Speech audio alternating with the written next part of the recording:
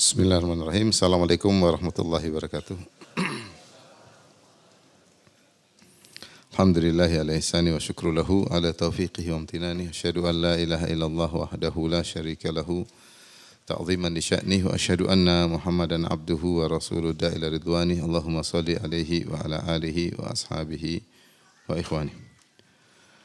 Hadirin hadirat yang dirahmati Allah Subhanahu wa taala, kita lanjutkan tadabbur ayat-ayat Allah dalam surat Al-Mu'minun. Kita sampai pada ayat ke-63.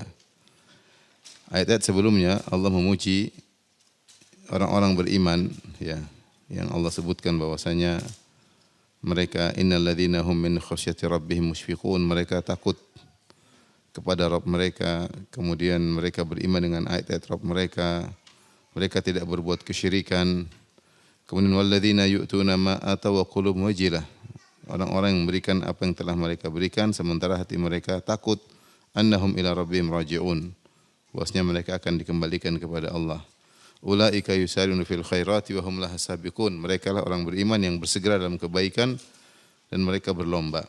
Setelah itu Allah menyebutkan, dan ini adalah metode dalam Al-Quran, setelah menyebutkan ciri-ciri orang beriman, Allah menyebutkan yang kontradiksinya, yaitu ciri-ciri orang-orang kafir. Dan ini metode Al-Quran menyebutkan, biasanya kalau sudah sebut surga, sebut neraka. Setelah menyebut orang beriman, menyebut tentang orang-orang kafir.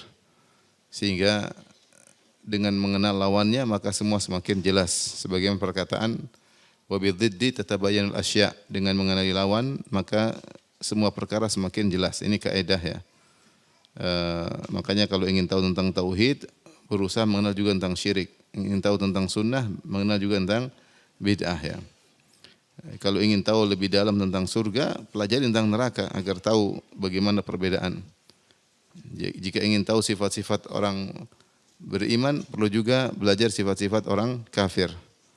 Oleh karenanya Allah berfirman, ya, wa kadzalika,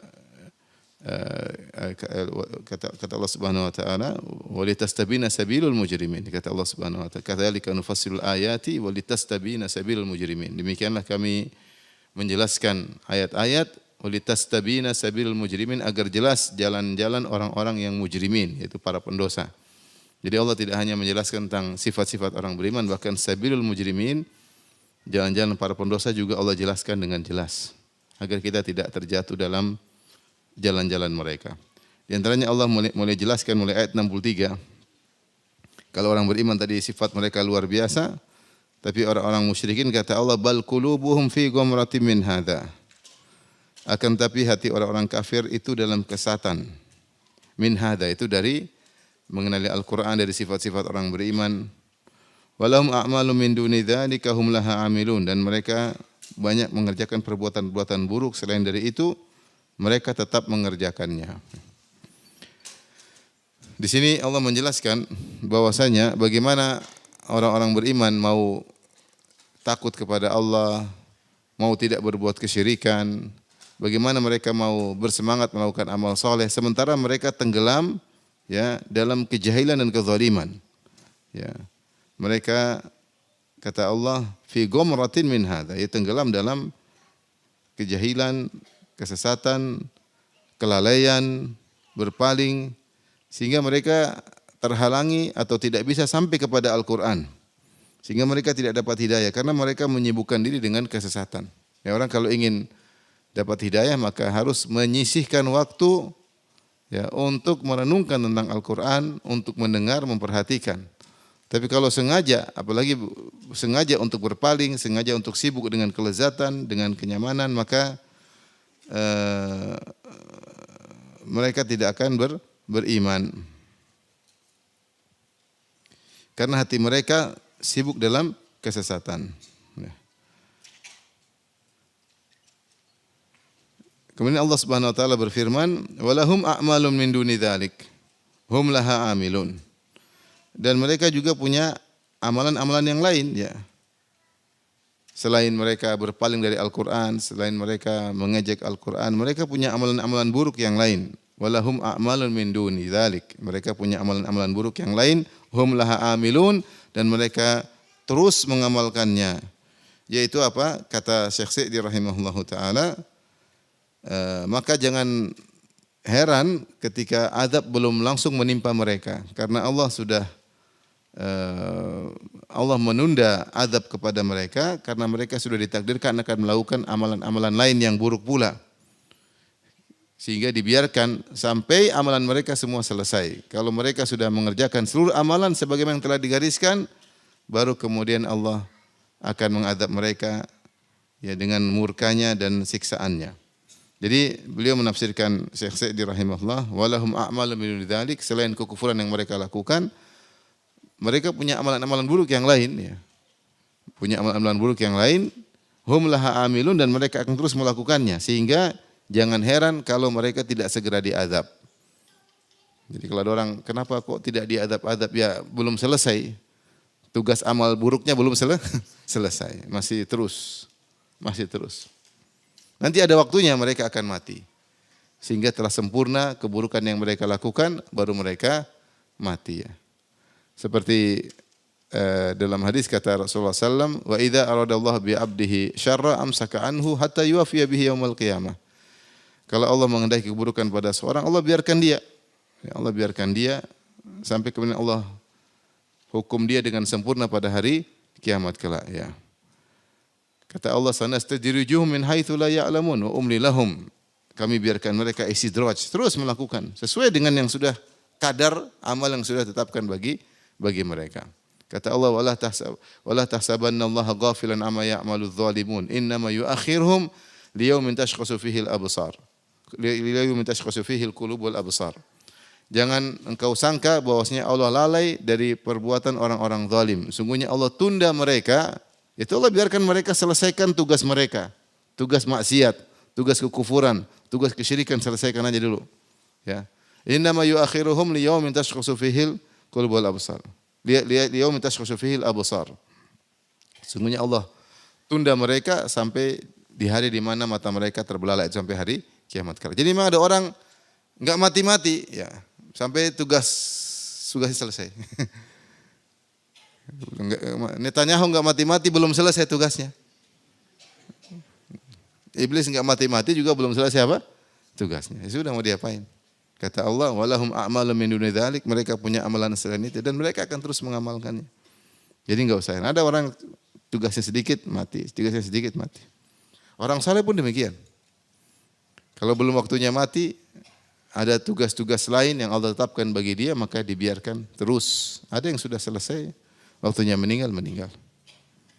Ya, makanya kadang-kadang lihat ada orang soleh kok cepat meninggal, tugasnya sudah selesai. Mungkin dengan meninggalnya Allah menghindarkan diri maksiat yang muncul belakangan. Tahun-tahun ke depan fitnah semakin banyak. Ada yang memang ditunda tunggu karena dia punya tugas belum selesai. Dia masih harus menjalankan amal-amal soleh yang lain. Allah ingin sempurnakan amal solehnya. Demikianlah takdir Allah dan itu rahasia Allah Subhanahu wa taala.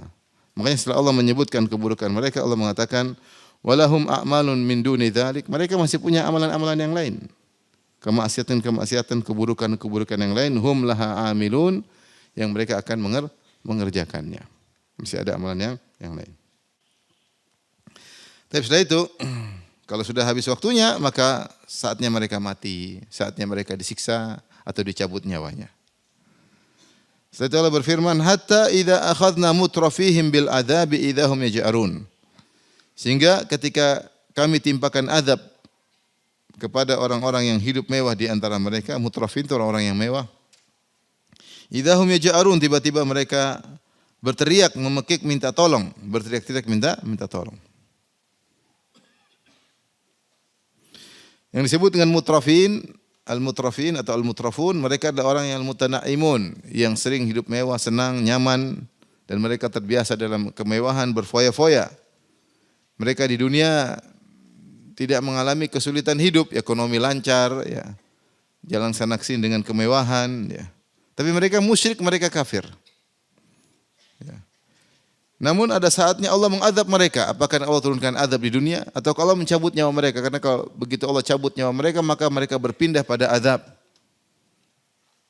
Kata Allah, hatta idza akhadnahum, hingga ketika kami adab mereka, Yaitu Allah rubah kondisi mereka dari kenyamanan tiba-tiba merasakan kesengsaraan, idahum yaj'arun, tiba-tiba mereka berteriak-teriak. Mereka kesakitan. Kata Syekh Sa'di, li'annahu asabahum amrun khalafa ma hum alaihi. Karena mereka tiba-tiba berubah drastis, yang tadinya mereka senang-senang berfoya-foya, tiba-tiba berubah menjadi penderitaan dan kesakitan. Dan ini terjadi dengan sekejap. Allah rubah, ya. Makanya Allah mengatakan idzahum yaj'arun, tiba-tiba mereka berteriak. Makanya kemarin sempat saya sebutkan tentang Firaun, ya. Mereka hidup nyaman, tiba-tiba mereka di suatu hari berubah total, mereka masuk ke Laut Merah, tenggelam, tiba-tiba disiksa. Kata Allah, kam tarakum min jannati wa uyun wa zuru'in wa maqamin karim wa na'matin kanu fiha fakihin kadzalika warasnaha qauman akharin. Kata Allah, betapa banyak, ya, taman-taman indah yang mereka tinggalkan. Kemudian juga mata air yang begitu banyak, yaitu penghasilan nuzuru dan hasil-hasil bumi yang begitu banyak, gandum-gandum yang subur. Kemudian benda-benda yang mulia, emas, perak, istana-istana mereka. Wa na'matin kanu fiha fakihin, yang kenikmatan, kebahagiaan, kenyamanan yang sebelumnya mereka rasakan, tiba-tiba satu hari mereka tenggelam, langsung disiksa dalam alam barzakh. Dalam sekejap saja. Coba bayangkan Qarun yang tadinya luar biasa, ya. Wa fakharaja ala qaumihi fi zinatihi. Qarun keluar bertemu dengan kaumnya di puncak-puncak kebanggaannya. Dia bawa semua anak buahnya, dia bawa semua pembantunya, dia bawa semua hartanya, dia pakai perhiasan di tubuhnya. Fa khasafna bihi wa bidahril ardh, tiba-tiba kami tenggelamkan, berubah dalam sekejap. Tadinya dengan kenikmatan, tiba-tiba teriak di alam barzah, tidak ada faedahnya. Cuma dalam sekejap. Ini Allah sebutin bahwasanya orang-orang yang mewah-mewah tersebut, ketika kami azab mereka, idahum yaj'arun, tiba-tiba mereka berteriak-teriak. Disiksa dalam alam barzah atau dimasukkan dalam neraka Jahannam. Dan ini suatu penderitaan yang luar biasa, karena di dunia mereka biasa nyaman, tiba-tiba disiksa. Yang di dunia saja miskin, disiksa juga tidak enak. Apalagi yang di dunia nyaman. Disiksa tetap tidak enak. Idahum yaj'alun, tiba-tiba mereka berteriak. Subhanallah, berubah dalam waktu yang sangat drastis. Makanya saya sering bilang bahwasanya nasib kita di alam berikutnya enggak ada yang tahu. Bisa jadi seorang sekarang menderita, tiba-tiba dia meninggal, langsung nyaman. Langsung nikmat di alam barzah. Bisa jadi orang yang sekarang sudah nyaman karena dia soleh, dia meninggal tambah nyaman lagi di alam barzah. Dan sebaliknya ada yang mungkin nyaman di dunia tapi di tukang maksiat, ketika meninggal langsung berubah drastis. Lihatlah ketika Nabi ditanya, Nabi sedang sama sahabat, ada yang lewat. Kata Rasulullah, bagaimana menurut kalian tentang orang ini? Ini orang miskin. Pertama orang kaya. Ini menurut kalian asyrafil qaum, orang kaya. Kata para sahabat, hada hariyun idza khataba an yunkah. Kalau dia ngelamar pasti diterima. Ini anak orang ini kalau ngelamar pasti diterima. Kira-kira orang kaya enggak? Orang kaya, bukan kayak antum. Ngelamar ditolak. Ini kalau ngelamar pasti diterima. Wa idza syafa'an yusyaffa' lahu. Kalau dia memberi rekomendasi pasti diterima. Wa idza takallama yustama' ilaih. Kalau dia ngomong pasti didengar. Berarti orang terpandang enggak? Terpandang. Kemudian setelah itu lewat lagi orang miskin. Min fuqara'in nas, ada orang miskin lewat. Ini sekarang kita lihat bagaimana perubahan drastis. Maka Rasulullah bertanya, bagaimana menurut kalian orang ini? Hadza hariyun in khataba an la yunka. Ini sangat pantas kalau dia melamar pasti ditolak. Pasti ditolak kata para sahabat. Ya mungkin miskin, mungkin jelek, mungkin enggak tahu. Kalau ngomong pasti enggak didengar. Berarti kan tidak dipandang oleh manusia. Kalau kasih rekomendasi, siapa yang menerima rekomendasinya? Kata Nabi, sungguhnya yang kedua ini khairun min bi'il ardi min hada. Ini lebih baik daripada satu bumi yang pertama. Seandainya ada orang pertama, satu bumi berapa manusia kira-kira? 3 miliar, 5 miliar. Orang pertama masih lebih bagus orang kedua daripada 2 miliar orang pertama. Bayangkan, berarti begitu, artinya kalau mereka meninggal, berubah enggak kondisinya? Berubah, ya. Ternyata yang miskin ini ternyata luar biasa di alam berikutnya. Tapi ini bicara alam berikutnya. Makanya kita bilang, nasihat buat kita semua, Kita jangan menyiapkan kehidupan kita siapkan, makan, minum, anak, istri. Tapi jangan lupa untuk menyiapkan alam kita berikutnya harus kondisi lebih baik. Karena semua bisa berubah dengan drastis. Makanya Allah sebutkan ini. Hatta idza akhadna mutrafihim, ketika kami siksa orang-orang yang kaya di antara mereka, bil adzabi dengan azab, apakah dengan azab di dunia, apakah dengan kematian di alam barzah atau di neraka jahanam, idzahum yaj'arun, tiba-tiba mereka teriak-teriak. Tiba-tiba berubah. Karena kondisi mereka berubah dalam sekejap. Lihat Fir'aun. Tadi pagi masih ketawa ketiwi, masih sorenya sudah masuk di alam barzah disiksa. Lihatlah Qarun. Tadi pagi, tadi malam masih bersenang-senang, keluar lagi sombong-sombongnya, tiba-tiba disiksa dalam alam barzah, dimasukkan dalam bumi, dia dan hartanya semuanya disiksa dalam alam barzah. Maka kondisi semua kondisi bisa cepat berubah dalam sekejap. Oleh karenanya kita harus siap-siap untuk kehidupan berikutnya. Kehidupan sekarang yang penting jalan, yang penting bisa makan, yang penting masih ya alhamdulillah lah. Kita masih nyaman, masih di atas kenyamanan dibandingkan dengan banyak orang, ya.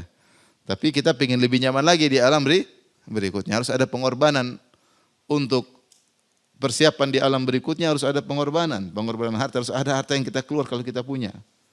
Harus ada pengorbanan kelelahan, ya. Mungkin kenyamanan tidur harus kita lawan, rehatnya badan harus kita lawan. Kita butuh pengorbanan. Banyak kesenangan yang harus kita hentikan demi untuk alam berikutnya. Kita harus jangan lalai bermain-main, bersenang-senang sehingga lupa untuk persiapkan diri. Ya, harus ada waktu. Jangan sibukkan diri kita terlalu banyak membaca medsos sehingga lupa baca Al-Quran. Tidakkah kita menyiapkan diri kita untuk kehidupan berikutnya? Itu yang lebih utama, kehidupan yang lebih panjang. Di alam barzah mungkin ribuan tahun, mungkin lebih daripada itu, daripada kehidupan dunia hanya sebentar. Belum lagi kehidupan di akhirat. Kata Allah, la taj'alul yauma innakum minna la tunsarun. Jangan kalian teriak-teriak pada hari ini. Mereka minta tolong. Kata Allah, mengejek mereka, la taj'alul yauma. Ya. Tidak perlu kalian teriak-teriak. Hari ini tidak ada faedahnya. Innakum minna la tunsarun. Tidak ada yang bisa menyelamatkan kalian dari kami. Ya, innakum minna la tunsarun. Kami tidak akan menolong kalian. Ya.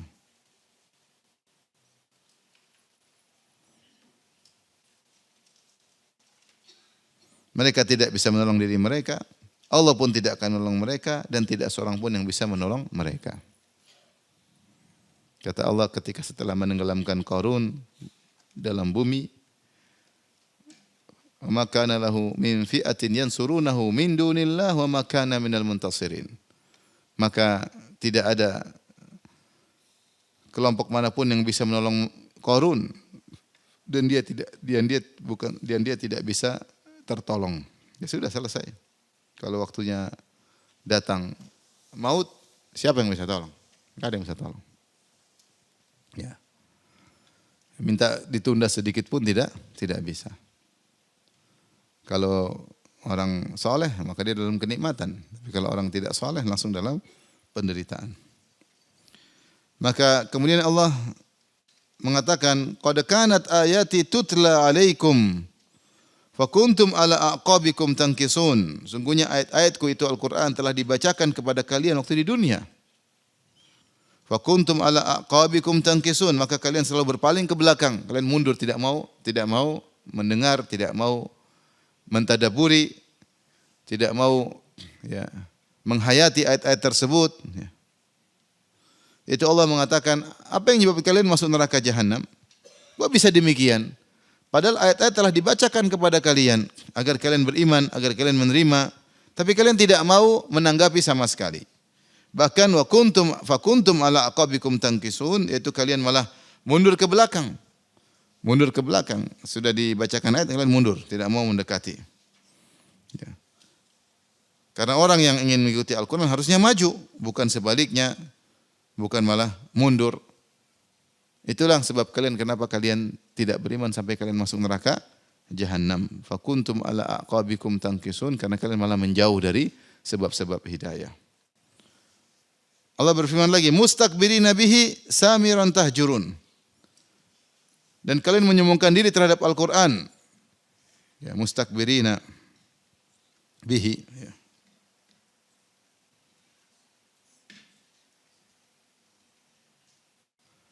Di sini ada yang menafsirkan mustakbirina bihi samiran tahjurun, saya bacakan dulu, dengan menyombongkan diri terhadap Al-Qur'an dan mengucapkan perkataan-perkataan yang keji terhadapnya pada waktu kamu bercakap-cakap di malam hari, pada malam hari.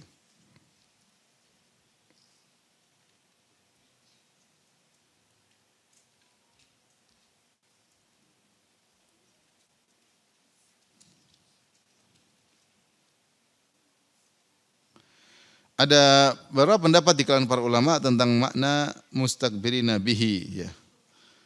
Dhamir ha di situ kembali ke mana, ya? Ada yang mengatakan kembali kepada ayat-ayat Allah Subhanahu wa taala. Sehingga mustakbirina, ya, maknanya mu'ridin. Sehingga maknanya mustakbirina anil Qur'an, yaitu kalian sombong dari Al-Qur'an. Sombong dari Al-Qur'an. Tetapi di sini Allah tidak menggunakan an, Allah menggunakan bi. Ya, ini namanya tadmin kalau dalam ilmu tafsir, ya. Allah mengatakan mustakbirina, harusnya mustakbirina anil Quran. Kalian sombong dan berperang dari Al-Quran. Tapi Allah mengatakan mustakbirina bil Quran. Sehingga ada makna verba yang dimasukkan dalam hal tersebut. Sehingga maknanya mustakbirina ay mu'ridina anil Quran mustahzi'ina bihi. Mustahzi'ina bihi. Yaitu sambil mengejeknya. Jadi bukan sekedar berpaling, tapi juga mengejek apa? Al-Quran. Sehingga Allah menggunakan huruf ba, takdianya dengan ba, mustakbirina bihi. Seharusnya kalau maknanya i'rad, mustakbirina anhu. Tetapi Allah ganti an dengan ba. Dan dalam ilmu tafsir yaitu ada tatmin, yaitu ada verba yang dimasukkan, yang dipahami dengan perubahan kata gandeng tersebut. Harusnya kata gandengnya dengan an, diganti dengan bi. Maka maknanya mu'ridina anil Quran, mustahzi'ina bihi, yaitu berpaling dari Al-Quran sambil mengejek. Antum mengerti tidak?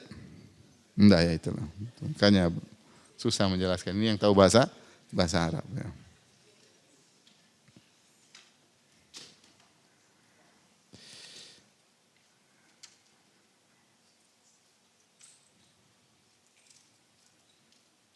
Seperti Allah berfirman tentang penghuni surga, ini juga namanya uslub tadmin.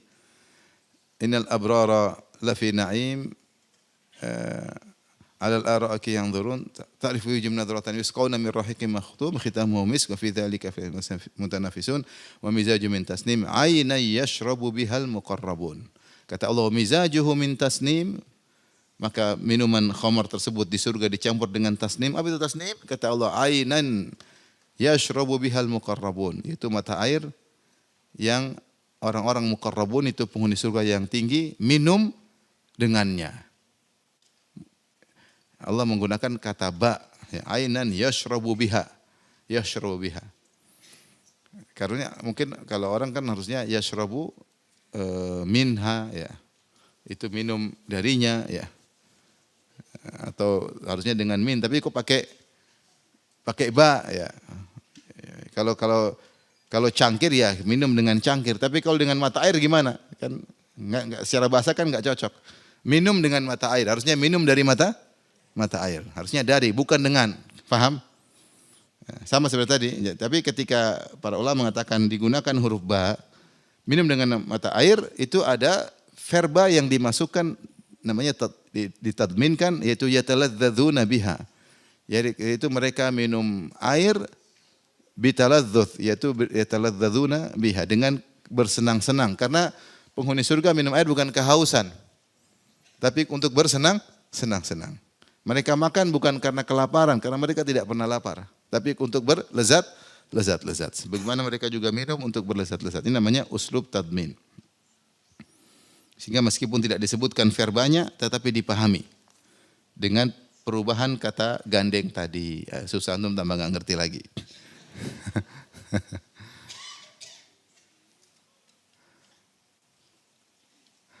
Kalau sombong dengan Al-Quran kan, bi kan artinya dengan. Mustakbirina bihi. Kalau artikan sombong dengan Al-Quran enggak pas kan? Kok sombong? Harusnya sombong dari Al-Quran harusnya. Sehingga harusnya mustakbirina anhu kalau secara bahasa. Tapi kok pakai bi? Kalau pakai bi maknanya sombong dengan Al-Quran. Nah berarti bukan maknanya sombong dengan Al-Quran, tapi sombong dari Al-Quran, mengejek Al-Quran. Ya, karena yang cocok pakai bi itu adalah istihza. Ini sekedar pembahasan sebagian ulama. Sehingga kalau kita artikan mustakbirina bihi, maksudnya sombong dan mengejek Al-Quran. Samiran tahjurun, samiran itu ngobrol di malam hari. Ngobrol di malam hari. Dia lafal dalam kondisi lafal mufrad tapi boleh untuk jamak. Samiran tahjurun. Jadi mereka sampai malam hari mereka ngobrol tahjurun, mengucapkan kata-kata untuk mengejek Al-Quran. Ini pendapat. Jadi mereka terus untuk ngejek Al-Quran, mereka sampai ngobrol malam hari. Bikin ngomong Al-Quran apa? Al-Quran itu sihir, Al-Quran itu syair, Muhammad gila Muhammad. Mereka sampai mikirin cara, sampai mereka ketawa-ketiwi ngejek Al-Quran, sampai di malam hari mereka ngejek apa? Al-Quran. Itu kelezatan bagi mereka, ngejek apa? Al-Quran. Gibah Al-Quran. Gibah Nabi. Ini pendapat. Pendapat lain, dan ini dipilih oleh Syekh Sa'di, mustakbirina bihi, ay sombong bi maksudnya dengan Masjidil Haram, dengan tanah haram.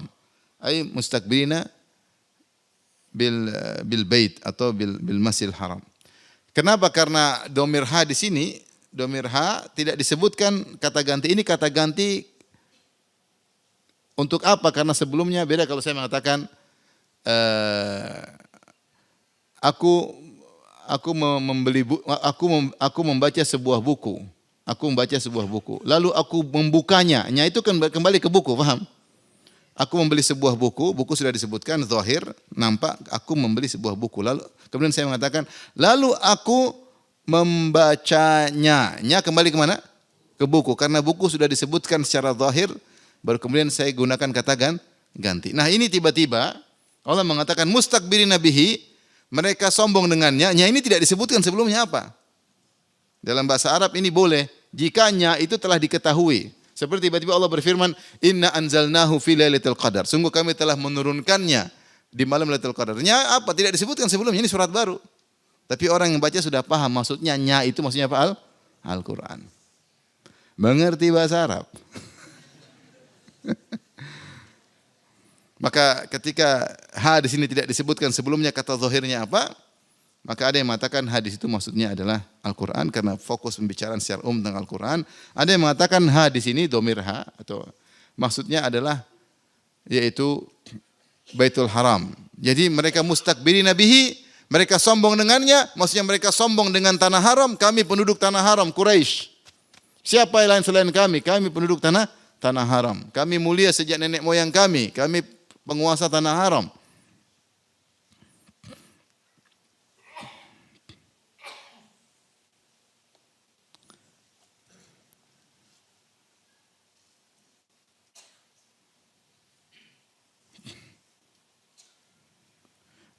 Ini mengatakan mereka sombong dengan haram karena mereka adalah pengurus tanah haram dan mereka menyombongkan hal tersebut.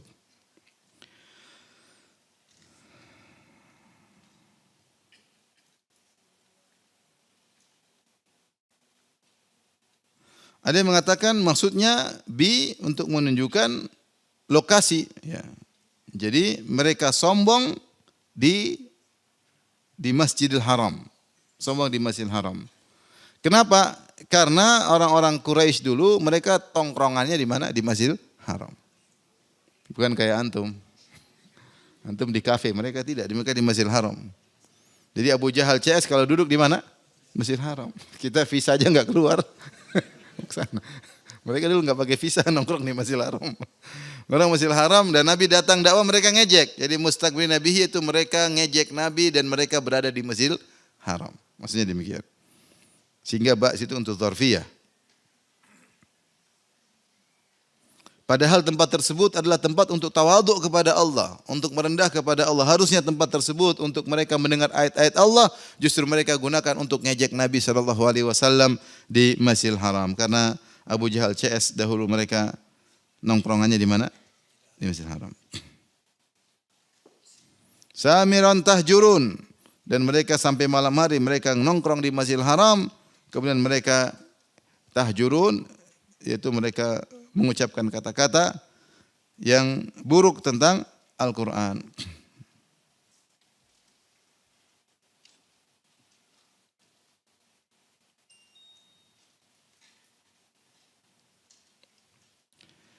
Yaitu tahjurun, yaitu mereka mengucapkan kata-kata yang buruk tentang Al-Quran.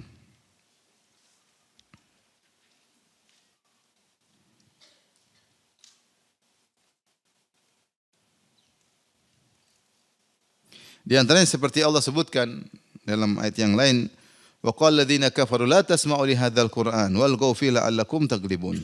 Berkata orang kafir, jangan dengar Al-Quran ini. Bikin sibuk sendiri, bikin gaduh, semoga kalian mengalahkan bacaan Muhammad. Jadi Muhammad lagi baca, kita ngobrol aja. Ngobrol biar kita enggak dengar. Ngobrol. Cerita, ketawa ke TV. Biar Muhammad ngomong kita enggak dengar. Jadi bikin gaduh. Gaduh. Makanya kalau lagi dibaca Al-Quran jangan cerita. Jangan mendominasi Al-Quran. Biarlah Al-Quran mendominasi kita. Dengerin. Sebagai bentuk penghormatan kepada Allah Subhanahu wa ta'ala. Karena itulah kebiasaan orang musyrikin dahulu. Mereka sengaja bikin gaduh agar Al-Quran tidak didengar.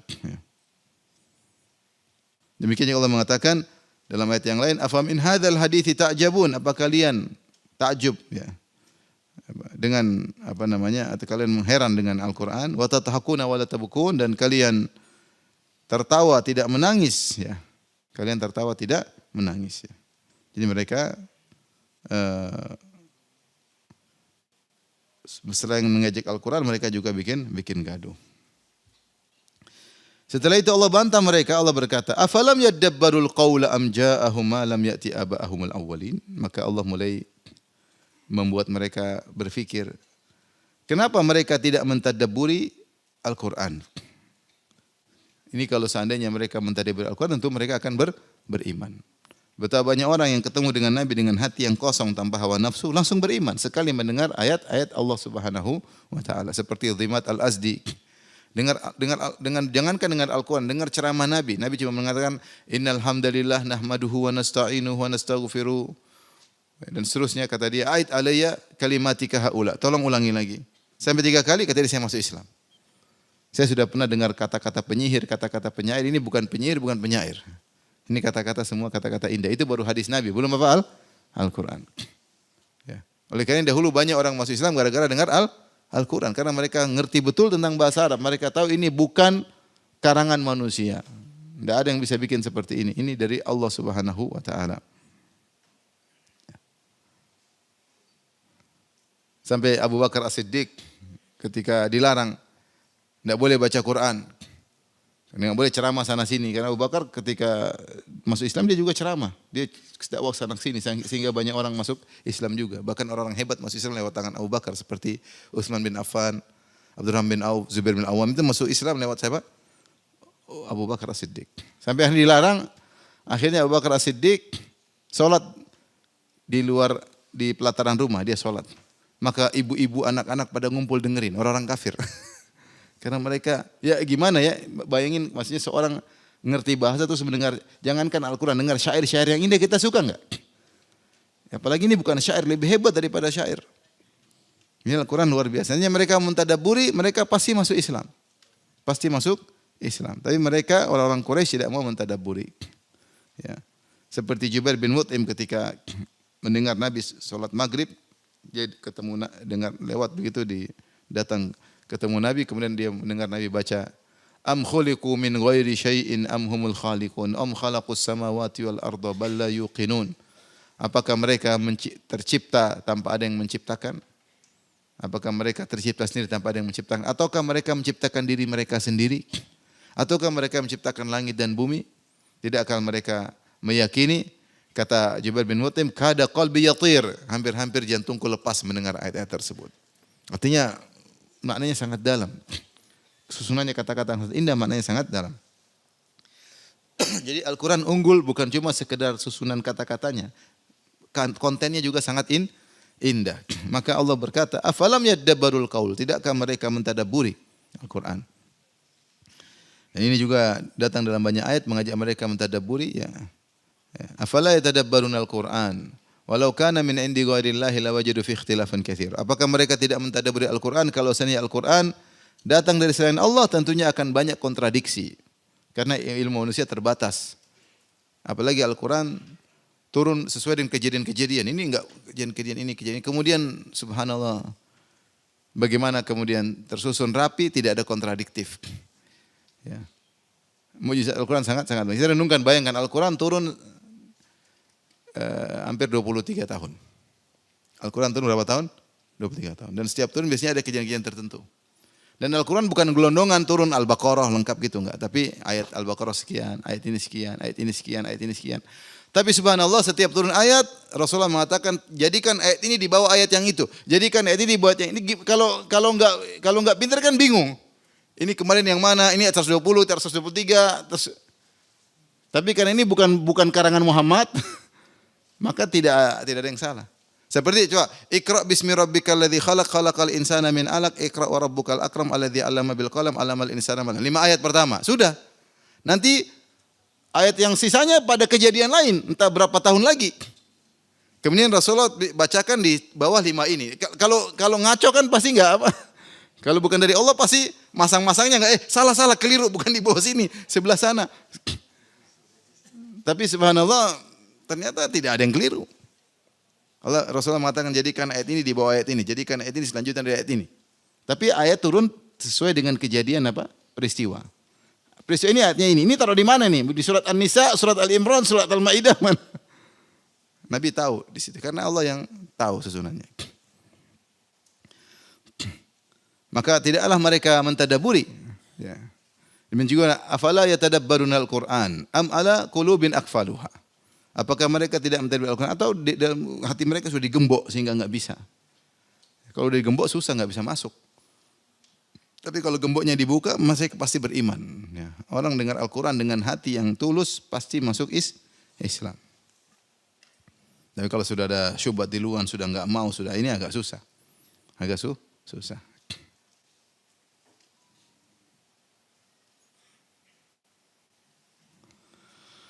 Am ja'ahum ma lam ya'ti aba'ahumul awwalin, ya.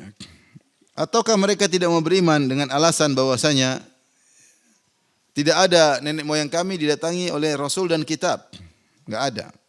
Ngapain kita mau beriman kepada Rasul sekarang? Mbah-mbah kami dulu tidak ada kitab suci, tidak ada Rasul. Ya sudah, kita begini saja.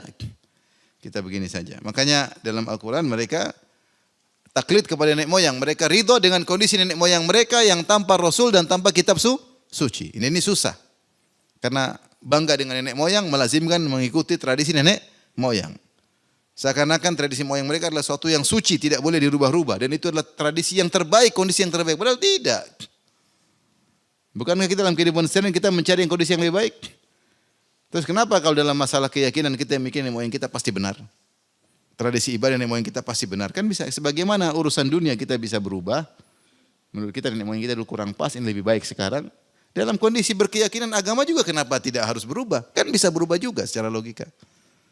Makanya Allah mengatakan, wa kadzalika ma arsalna min qablika min qaryatin min nadhir illa qala mutrafuha inna wajadna aba'ana ala ummah wa inna ala atharihim muqtadun. Dan demikianlah kami tidaklah mengutus seorang rasul sebelum engkau wahai Muhammad. Kami utus kepada suatu negeri kecuali orang-orang sombong, orang kaya di antara mereka dari umatnya akan berkata, inna wajadna aba'ana ala ummah, kami telah mendapati nenek moyang kami di atas aliran seperti ini, kondisi agama beragama seperti ini. Wa inna ala atharihim muqtadun, dan kami hanya ngikut aja, ngekor saja kepada tradisi nenek moyang kami. Dan ini aneh, makanya Allah bantah dalam ayat berikutnya. Allah mengatakan, qala awalau ji'tukum bi ahda mimma wajadtum alai aba'akum. Bagaimana kalau aku datangkan kepada kalian suatu agama yang lebih baik daripada agama nenek moyang kalian? Maksudnya dunia kita bisa berubah kan? Kenapa keyakinan tidak bisa? Kalau nenek moyang kita dulu menyembah berhala, apakah itu pasti benar? Kan bisa dirubah. Kalau nenek moyang kita meyakini begini, kenapa tidak berubah? Kalau bisa berubah, kenapa? Kan sebagaimana dunia bisa kau rubah, keyakinan juga lihatlah. Bandingkan dulu, komparasi dulu. Enggak ada komparasi. Nenek moyang kita yang benar. Selesai. Enggak mungkin nenek moyang kita salah. Emang nenek moyang kalian nabi.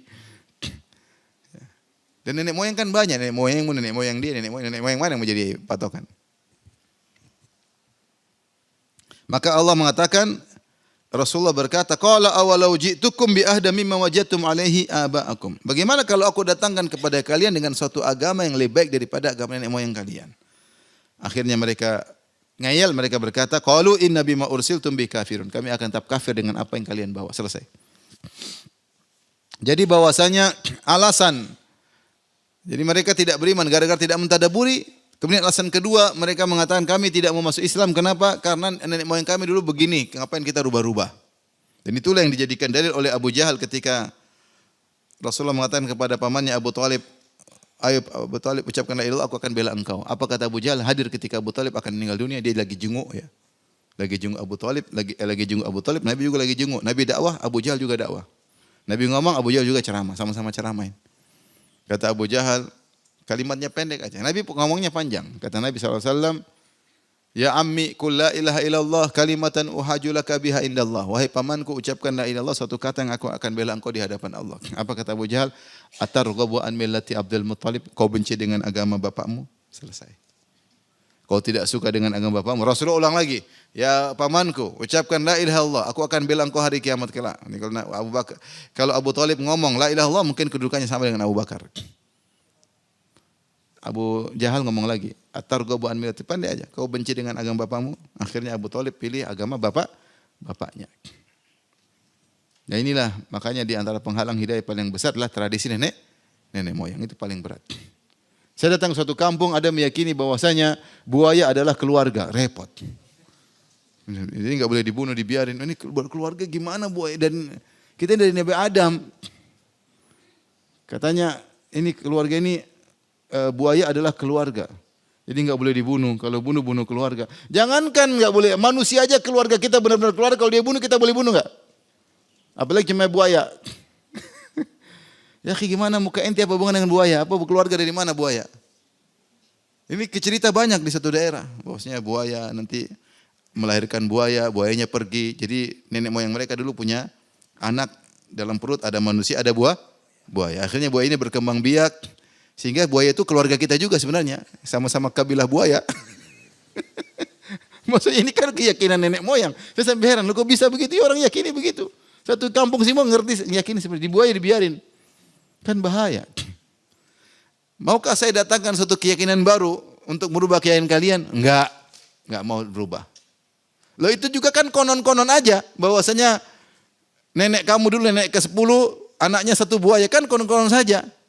Terus mungkin anak nenekmu yang buaya dulu mungkin udah mati. Ini buaya lain, bukan buaya nenekmu. Kan mungkin kan? Emang dulu buaya pertama di dunia buaya nenekmu kan enggak kan? Jadi nenek dulu lahir ada bayi, ada apa? Buaya. Jadi buayanya kemudian dipelihara, lepas. Apakah seluruh buaya ini adalah keturunan buaya anak nenekmu itu? Kan buaya banyak. Kemudian dianggap sebagai saudara. Ini khurafat. Tapi enggak bisa ditinggal. Kenapa? Keyakinan nenek moyang. Yang keyakinan seandainya non muslim, oke, ini orang Islam yang keyakinan seperti itu. Nanti ada yang bilang burung gagak juga. Pas nenek lahir ada burung gagak. Jadi kalau cuma, tapi ya susah, keyakinan nenek moyang susah. Makanya Allah mengatakan, kalian tidak beriman kenapa? Karena gara-gara kalian tidak beriman. Pertama, gara-gara kalian tidak mentadaburi. Sini kalian mentadaburi, kalian masuk Islam. Yang kedua, kalian tidak beriman kenapa? Gara-gara tidak ada di nenek moyang kalian begini. Terus kalau tidak ada nenek moyang berarti pasti salah. Ya, logika dunia aja kita bisa rubah, apalagi keyakinan. Mungkin salah nenek moyang kita. Kenapa kita nenek moyang kita pasti benar. Atau kalian mengatakan kami tidak kenal Muhammad, bantahan berikutnya. Am lam ya'rifu rasulahum fahum lahum. Ini Allah bantah mereka syubhat yang di kepala mereka. Am lam ya'rifu rasulahum fahum lahum munkirun. Apakah mereka tidak mengenal rasul mereka sehingga mereka mengingkari rasul tersebut? Yaitu Muhammad bukan yang kalian tidak kenal. Laqad labistu fikum umuran. Afala ta'qilun? Kata Allah, Rasulullah berkata, bukankah aku telah tinggal bersama kalian waktu yang panjang? Rasulullah sebelum jadi seorang Rasul, berapa? Rasul jadi Rasul umur berapa? 40 tahun. Berarti Rasulullah SAW sudah 40 tahun hidup sama mereka. Mereka kenal betul. Mereka kenal betul Muhammad. Mereka tinggal sama 40 tahun. Mereka gaul sama Muhammad. Dari Muhammad kecil sampai umur 40 tahun itu cukup besar. Sampai usia yang panjang. Dan mereka bahkan gelari Muhammad dengan Al-Amin, orang yang terpercaya, Shadiqul Amin. Jadi jangan alasan, kita enggak kenal Muhammad, ini Rasul baru. Gimana Rasul baru? Ini orang sudah hidup bersama kalian 40 tahun, tidak pernah kemana-mana. Bukan pendatang baru kemudian ceramah, enggak. Rasul itu orang apa? Akamsi. Anak setempat di Mekah sudah 40 tahun. Bilang enggak ada alasan bilang tidak kenal.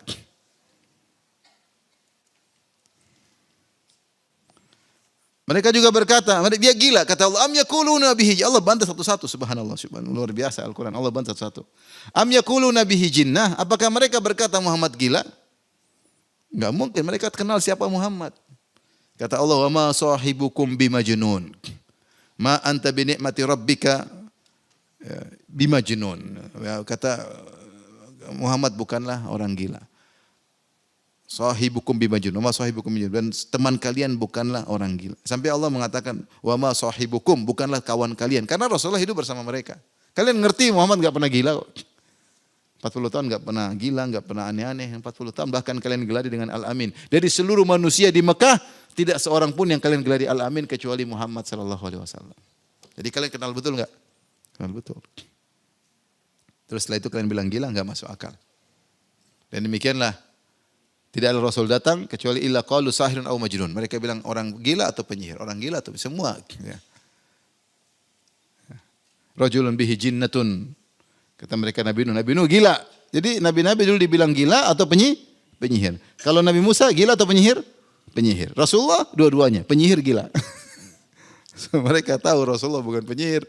Rasulullah bukan itu. Mereka nekat untuk menolak, mereka pakai dalih yang bermacam-macam. Maka Allah bantah. Bal ja'ahum bil haq.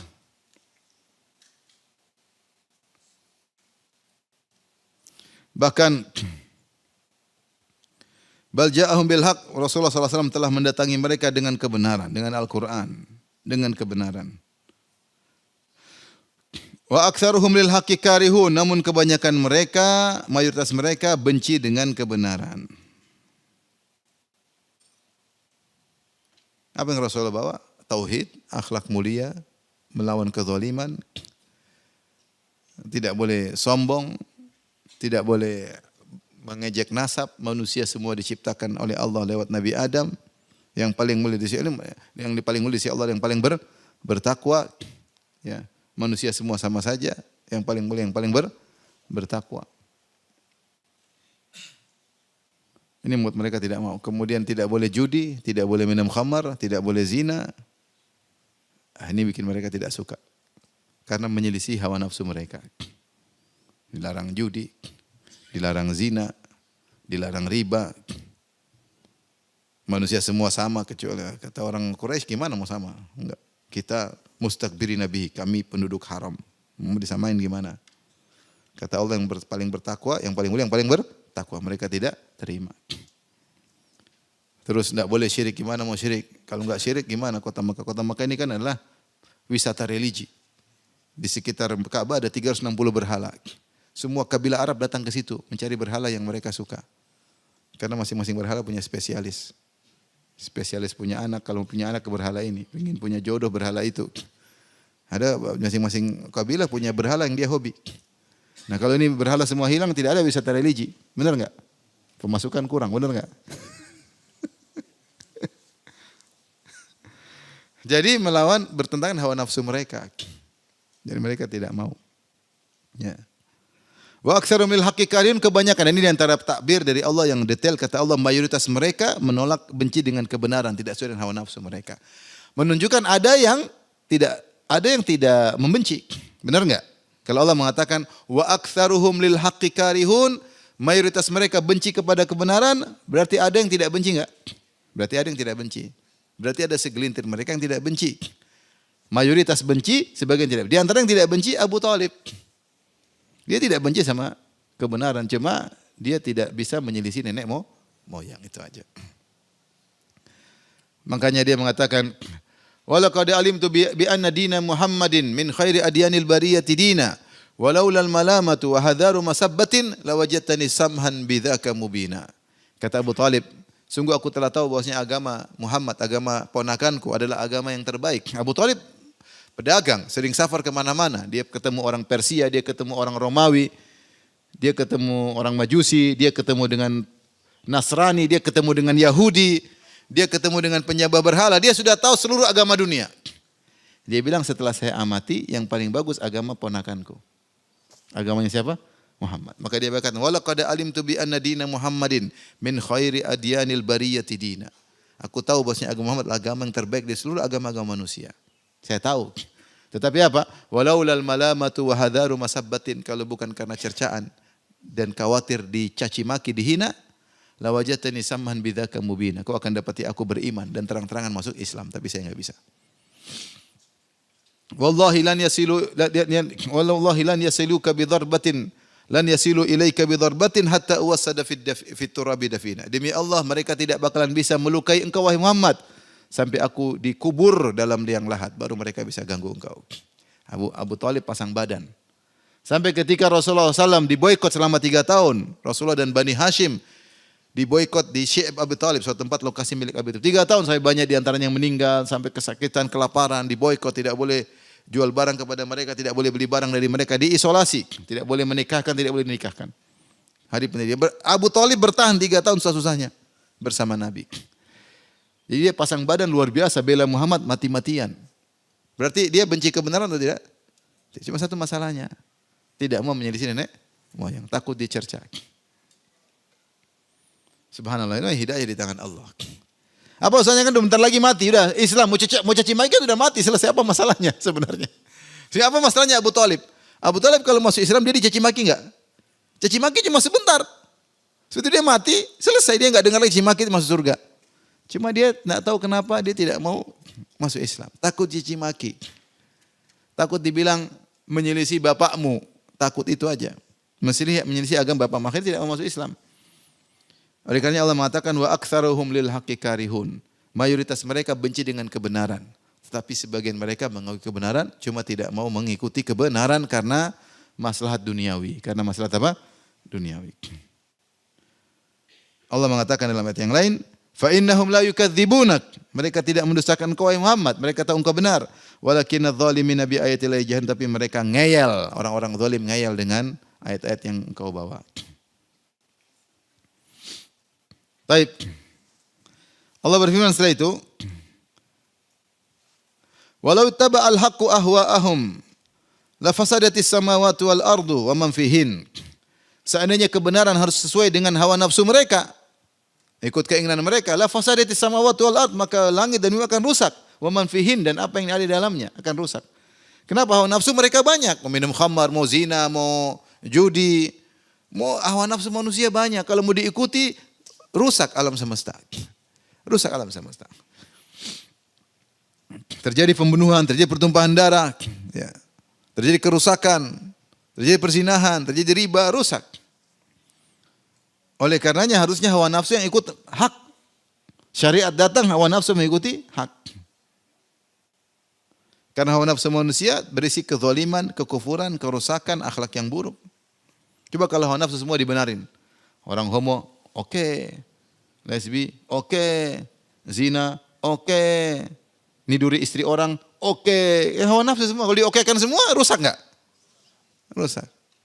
Pengin bunuh anak itu, oke. Pengin bunuh tetangga, oke. Ingin zina sama keluarga sendiri, oke. Ngeri. Kalau kita mau ikuti hawa nafsu, rusak. Maka Allah kasih logika, kalau harus ikut hawa nafsu kalian, rusaklah dunia ini. Kalian hawa nafsu yang harus ikut peraturan. Turun Al-Quran memberi peraturan.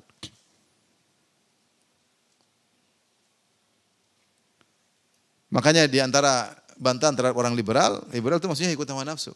Liberal kan tidak ada kebenaran absolut.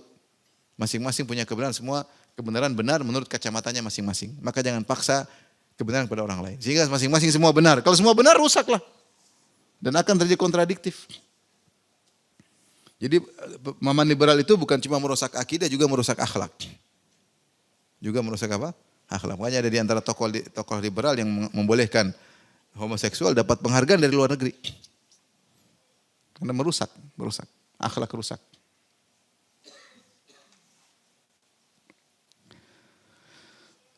Bal atainahum bi dzikrihim fahum an dzikrihim mu'ridun. Ya. Andai kata kebenaran itu menuruti hawa nafsu mereka, pasti binasalah langit dan bumi dan semua yang ada dalamnya. Sebenarnya kami telah mendatangkan kepada mereka Al-Quran yang kebanggaan mereka sendiri. Bal atainahum bidzikrim, itu mereka Al-Quran, tapi mereka berpaling. Itu Al-Quran yang mengingatkan mereka. Ya dzal Quran mudzakir lahum bikulli khair. Kami telah datangkan kepada mereka Al-Quran bidzikrim, yaitu Al-Quran al-mudzakir lahum, yang mengingatkan mereka segala kebaikan. Alladzi bihi fakhruhum wa syarafuhum. Kalau mereka ikuti Al-Quran justru mereka akan mulia. Sebenarnya Muhammad kan Quraisy sallallahu alaihi wasallam. Yang didakwahi Abu Jahal, Abu Lahab, Walid bin Mughirah, ya, dan Utbah bin Syaibah dan seterusnya, itu semua Quraisy. Kalau mereka sebenarnya ikut Rasulullah, mereka semakin mulia enggak? Artinya makin mulia. Mereka akan menguasai dunia dan Quraisy yang akan mulia karena Muhammad adalah Quraisy, tapi mereka malah bodoh, malah menyelisih Muhammad gara-gara hawa nafsu mereka. Kata Allah, bal atainahum bidzikrim. Kami telah mendatangkan Al-Quran mengingatkan mereka pada kebaikan dan harusnya menjadikan mereka semakin mulia. Tetapi mereka berpaling, fahum an dzikrihim mu'ridun, dan mereka justru berpaling dari Al-Quran. Jadi Al-Quran adalah nikmat yang sangat besar yang Allah bawakan bagi mereka. Tapi mereka nolak nikmat tersebut dengan menentang, bahkan berpaling. Bukankah inilah kebodohan yang nyata? Bukankah ini adalah ketololan yang besar? Allah datangkan nikmat yang harusnya membuat mereka baik dan menjadikan mereka mulia, justru mereka tolak. Mereka tolak habis-habisan. Mereka pasang tuduhan yang tidak-tidak kepada Al-Quran. Kemudian Allah bantah lagi, kata Allah dalam ayat berikutnya, am tas'aluhum kharjan fa kharaju rabbika khair. Ya. Apakah engkau minta upah kepada mereka? Fa kharaju rabbika khair. Sungguhnya upah dari Tuhan lebih baik. Wa huwa khairur raziqin, dan sebaik-baik pemberi rezeki. Yaitu, apakah mereka menolak Nabi Muhammad alasan karena Muhammad minta uang sama mereka? Apakah Muhammad pernah minta uang sama kalian? Dan kalian tolak? Jawabannya tidak pernah. Apakah Muhammad pernah berdakwah sekalipun minta upah dari kalian? Kalau seandainya Muhammad pernah minta upah sama kalian, Muhammad pernah pasang tarif, kalian nolak, tidak apa-apa. Saya dakwah tapi sekian ya. Kalau Muhammad pernah begitu, kalian boleh tolak. Kenapa? Muhammad nih mau ngambil dari saya duit nih. Buktinya kalau dia dakwah minta tarif. Tapi Muhammad SAW tidak pernah melakukannya. Dan seluruh Nabi tidak pernah melakukannya.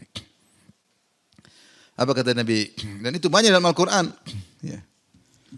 Ya qaumi la as'alukum alaihi ajran in ajriya illa ala Allah. Perkataan para Nabi. Wahai kaumku, seluruh Nabi mengatakan demikian. Aku tidak minta kepada kalian upah sama sekali. In ajriya illa ala Allah. Upahku hanya di sisi siapa? Allah. Kata Nabi Nuh, la as'alukum alaihi mala. In ajriya illa ala rabbil alamin. Ya. Aku tidak minta harta dari kalian, upahku dari Allah Subhanahu wa taala.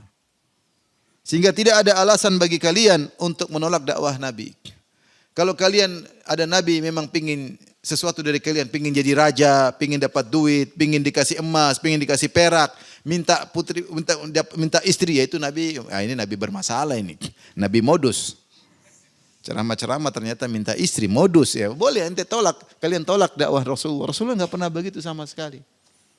Enggak ada minta kedudukan, enggak ada minta harta, enggak ada minta wanita, enggak ada minta penghormatan, enggak ada sama sekali. Dakwah murni, tulus. Maka tidak ada alasan bagi kalian untuk menolak Rasulullah sallallahu alaihi wasallam. Oleh karenanya dakwah yang terbaik adalah dakwah yang tidak mengharap ganjaran duniawi sama sekali. Itu dakwah yang terbaik. Hanya mengharap ganjaran dari Allah. In ajriya illa ala Allah. Upahku hanya di sisi Allah Subhanahu wa taala. Ini pembahasan itu panjang. Pembahasan paling bagus dibahas oleh Syekh Muhammad Al-Musyinqiti ketika membahas dalam surat Hud perkataan Nabi Nuh, ya qaumi la as'alukum alaihi mala. Disebutkan dalilnya banyak perkataan para nabi. Intinya dia mengatakan khilaf, ada yang mengatakan boleh, yang tidak boleh. Yang terbaik adalah tidak mengambil kecuali dalam kondisi darurat, ya. Dan ini juga pendapat Ibnu Taimiyah rahimahullahu taala, kecuali untuk maslahat, ya, bukan untuk bukan untuk bersenang-senang, tapi kayak untuk dalam kondisi darurat silakan, tidak jadi masalah. Kemudian Allah berfirman, wa innaka latad'uhum ila siratim mustaqim. Allah puji Nabi Muhammad. Wa innaka latad'uhum, sungguhnya engkau benar-benar menyuruh mereka kepada jalan yang lurus. Ya. Tidak ada kekurangan bagi engkau ya Rasulullah, semua lengkap. Kau tulus, kau ikhlas, akhlakmu mulia. Kemudian kau menasihati mereka dengan kasih sayang. Kalau mereka berpaling kau sedih. Rasulullah kan kalau orang Quraisy berpaling dia sedih.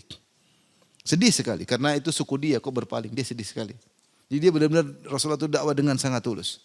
Dengan kata-kata yang sangat baik, tidak ada caci maki, tidak, semua dengan benar-benar tulus, menjelaskan dengan dalil, dengan bukti semua. Maka Allah puji dia, wa innaka latad'uuhum, sungguh engkau Muhammad benar-benar menyuruh mereka ila siratim mustaqim, kepada jalan yang lurus. Ya. Tidak ada kekurangan sama sekali dari Nabi sallallahu alaihi wasallam. Tapi masalahnya wa innal ladzina la yu'minu bil akhirati anis sirati lanakibun. Tetapi orang-orang yang tidak beriman kepada akhirat, mereka yang benar-benar berpaling dari jalan yang lurus. Mereka yang tidak mau. Kau sudah tunjukkan, mereka enggak mau, ya sudah gimana lagi? Alasan semua Allah sudah bantah semua tadi. Apakah Muhammad begini? Muhammad gila enggak? Muhammad kalian enggak kenal emang? Emang Muhammad gila? Emang Muhammad kalian enggak kenal? Emang Muhammad minta upah? Ya. Allah udah bantah semua sisi. Kalau gitu kesimpulannya, ini kesimpulan. Wa innaka latad'u, berarti engkau benar-benar menyuruh kepada jalan yang lurus. Tidak ada kekurangan bagi dirimu. Dalam ayat yang wa innaka latahdi ila siratal mustaqim. Sungguhnya engkau benar-benar pemberi petunjuk kepada jalan yang lurus. Hanya saja mau dikasih tunjuk, kalau orang enggak mau diapain? Wa innal ladzina la yu'minul akhirah, sungguhnya yang tidak beriman kepada akhirat, anis sirati lanakibun, mereka justru berpaling, meninggalkan dari jalannya. Nakibun maksudnya mutajannibun, mereka menjauhi. Maksudnya juga munharifun, malah berpaling dari jalan yang lurus, ya. Mereka tidak menuju kepada surga, tapi mereka ingin senang-senang kepada kesesatan dan kebodohan yang mengantarkan mereka kepada neraka jahanam. Allah berfirman, fa illam yastajibu laka, kalau mereka tidak memenuhi dakwahmu ya Rasulullah, fa'lam annama yattabi'una ahwa'ahum, sungguhnya mereka hanya mengikuti hawa nafsu mereka. Wa man adhallu mimman ittaba'a hawahu bighairi hudan minallah, dan siapa yang lebih sesat dari orang mengikuti hawa nafsunya tanpa petunjuk dari Allah. Jadi ketika engkau adalah pemberi petunjuk yang terbaik, engkau adalah Rasul yang terbaik, engkau adalah orang yang paling berakhlak mulia, engkau orang yang paling fasih dalam berbicara, engkau hatimu yang paling rahmat, engkau yang paling lembut, engkau yang paling semuanya lengkap, dan mereka juga paling kenal engkau. Mereka berpaling, berarti mereka sesat. Kesimpulannya gitu. Berarti mereka tidak ada syubhat sedikit pun yang membuat mereka harus berpaling, karena seluruh syubhat sudah dibantah. Tapi demikian saja hadirin hadirat Allah Subhanahu wa taala yang bisa saya sampaikan. Kalau yang bertanya saya persilahkan, wallahu taala alam bissawab. Ya, silakan. Waalaikumsalam.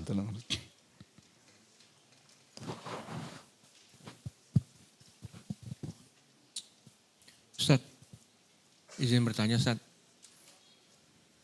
Kalau barang siapa yang telah Allah sesatkan, maka tidak akan ada satupun yang dapat memberikannya petunjuk. Ya, sampai Allah yang kasih tunjuk sendiri. Sampai Allah kasih petunjuk. Lalu untuk apa Allah utus Rasul? Kan jelas-jelas ini orang udah Allah sesatin. Kenapa juga? Ya kan kita nggak tahu pengunjung, bisa jadi Allah dapat petunjuk baru kasih petunjuk setelah itu. Dan kata-kata lalu mereka berpaling, kan itu yang malingin Allah. Iya, itu namanya takdir, masalah takdir. Masalah takdir. Itu semua sudah tercatat. Si fulan masuk neraka, si fulan masuk surga, iblis kurang ajar, itu semua tercatat. Tinggal pertanyaan kenapa iblis jatah jadi seperti itu yang tahu cuma Allah. Itu otak kita nggak sampai. Terus ada ayat mengenai Al-Walid bin Al-Mughirah. Allah berfirman bilang celakalah dia, bagaimana dia menetapkan. Iya. Seakan-akan Allah kaget gitu. Kan Allah Maha tahu, Ustaz. Enggak ada kaget, enggak ada kaget. Bagaimana dia menetapkan? Itu Allah mengabarkan. Menetapkan maksudnya menetapkan, dibilang Al-Quran begini, bukan Allah kaget. Siapa yang bilang Allah kaget? Kan seharusnya Allah tahu bahwa ini iya, itu Allah bukan kaget, Allah jelasin.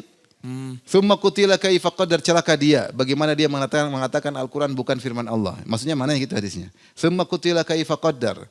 Summa nadhar, summa abasa wa basar, summa adabara wastakbar. Allah cerita dia itu caranya begitu. Jadi kan sebenarnya kan dia dikirim oleh orang-orang Quraisy untuk mikirin Al-Quran itu apa. Supaya orang tidak ikut. Dia mikir apa yang mau bilang syair kayaknya susah. Ini bukan syair. Mau dibilang apa jampi-jampi, ini bukan jampi. Jadi dia mikir. Jadi Allah mengatakan ya, summa qutila kaifa qadar, celaka dia bagaimana dia menetapkan Al-Quran bukan firman Allah. Maka malah dia bilang Al-Quran begini. Faqala in hadza illa sihrun yu'thar. Akhirnya dia mengatakan Al-Quran itu hanya sihir warisan. Jadi Allah bukan kaget, enggak ada. Loh, kok bisa begitu kan enggak. Itu siapa yang terjemahkan kaget siapa? Salah dia, jangan salah. Ngaco. Bukan kaget, kok bisa begitu? Enggak. Allah jelaskan ini celaka. Dia kenapa begitu? Ini celaka semua. Tapi itu semua masalah takdir. Kenapa dia begitu semua sudah ditanya. Kenapa iblis? Pertanyaan, kenapa iblis tidak dapat hidayah? Kalau iblis dapat hidayah sudah cerita selesai enggak?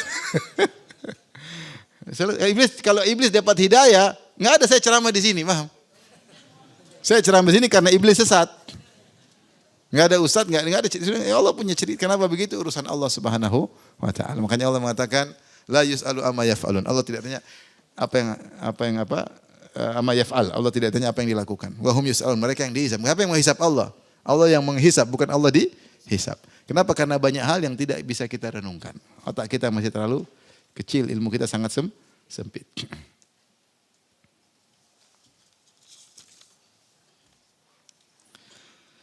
Ustaz, di awal surat Al-Baqarah dijelaskan ciri orang munafik, orang kafir, ciri munafik lebih banyak daripada orang kafir. Mengerikan sekali orang-orang munafik, tapi kenapa kita seolah-olah dituntut untuk selalu lebih waspada dengan orang kafir? Padahal orang kafir jelas kalau munafik tersembunyi. Ya semua tetap waspada. Ya, ada orang tidak suka dengan Islam, banyak. Ya, di zaman Nabi pun banyak. Sampai sekarang apalagi juga masih banyak. Benci dengan Islam, benci dengan syariat Islam, benci dengan hadis Nabi, banyak. Dan mereka akan terlihat dari ungkapan-ungkapan mereka. Menolak hadis misalnya, ya. Menganggap Al-Quran sudah expire, kontennya sudah tidak bisa digunakan. Ini sebenarnya perkataan orang munafik. Mengatakan syariat sudah tidak relevan. Ini orang munafik. Cuma dia masalahnya KTP-nya Islam. Sebaiknya diganti. Syariat diganti aja, jangan beginilah. Syariat ini orang munafik. Syariat kok diganti-ganti. Mau ganti dengan apa? Lihat orang sudah bikin hukum bolak-balik, demo, ribut, ganti-ganti. Semua ganti Islam, syariat, mau ganti apa?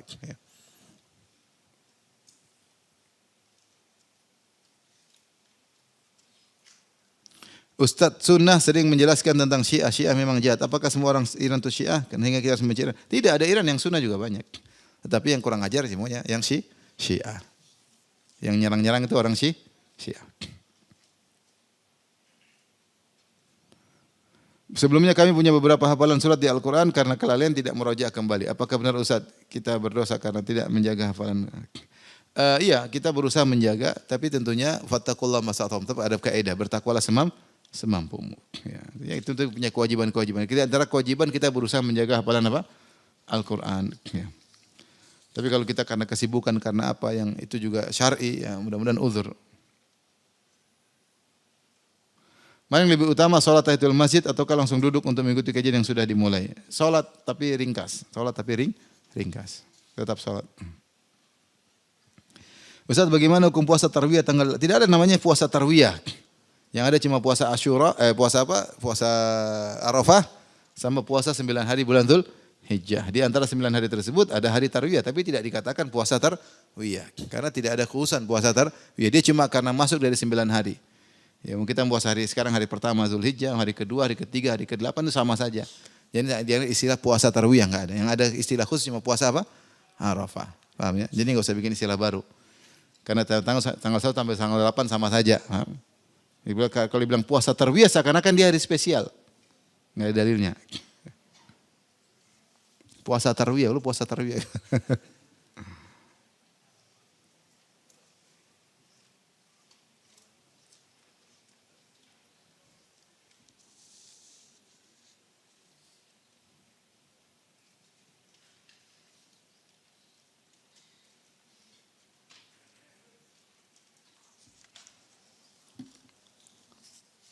Ustaz, bagaimana agar terhindar dari fitnah syahwat dan kesombongan? Dari syahwat jangan dekat-dekati syahwat. Kalau tidak ada fitnah syahwat, jangan dekati syahwat, jangan lihat syahwat. Kalau dilihatin ya enggak bisa, manusia lemah. Dilihat syahwat dia pasti terbawa. Caranya gimana ya? Jangan lihat-lihat. Caranya gimana? Ustaz, kalau saya punya HP, saya pasti lihat ya sudah, HP-nya jangan dibawa. Jangan beli kuota. Buat telepon aja. Semua aplikasi hapus.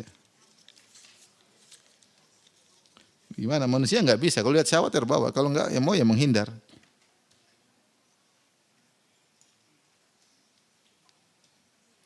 Ustaz, apakah salat istikharah bisa dilakukan saat kita pergi ke suatu tempat? Kalau kita ragu ke tempat itu atau ke tempat sana, maka silakan istikharah. Kita istikharah tempat mana yang mau kita kunjungi. Misalnya mau jalan-jalan, mana nih? Istri bilang ke sana, satu bilang, Abi kita ke Paris aja. Kata abinya ke Tegal aja, istikharah. Di Paris ada apa? Di Tegal ada sate, sate Aji Awi, masya Allah enak. Di Tegal ada apa? Di Paris ada apa? Biayanya mahal. Istikharah.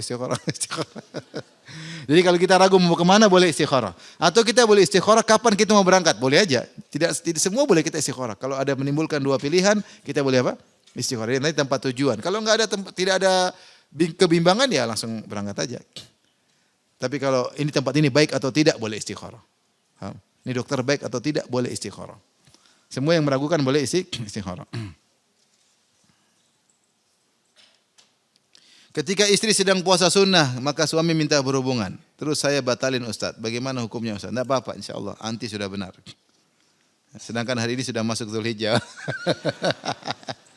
Udahlah insyaAllah dapat pahala. Lagi pula puasa sunnah tidak boleh kecuali dengan izin apa? Suami. Kalau dia sudah minta izin, Mas besok saya puasa ya. Terus saya bilang, ya sudahlah. Ya udahlah, puasalah. Ya itu. Mas izin loh yang ridho. Ya saya ridho. Kemudian dia minta di siang hari, Mas tadi kan sudah izin Mas. Nanti malam insya Allah Mas. Ya. Tapi kalau kita tidak minta izin, maka hak suami. Ya, karena tidak boleh puasa kecuali dengan izin apa? Suami. Ini menunjukkan melayani suami itu pahalanya besar. Sampai wanita tidak boleh izin puasa, tidak boleh puasa sunnah kecuali dengan izin suami. Kecuali suaminya safar tidak perlu minta izin karena tidak ada yang dilayani. Demikian saja. Wabillahi taufiq. Assalamualaikum warahmatullahi wabarakatuh.